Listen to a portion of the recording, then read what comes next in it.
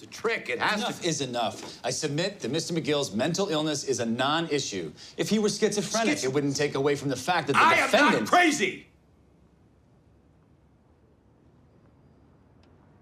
I am not crazy.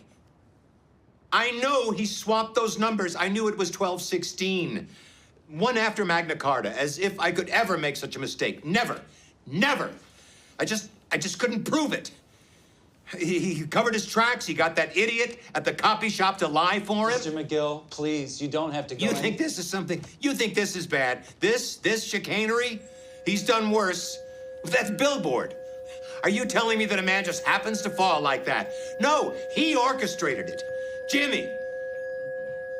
He defecated through a sunroof. And I saved him. And I shouldn't have. I took him into my own firm. What was I thinking? He'll never change. He'll never change. Ever since he was 9, always the same. Couldn't keep his hands out of the cash drawer.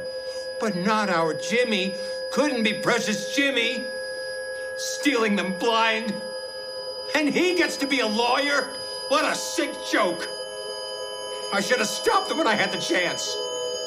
And you have to stop him.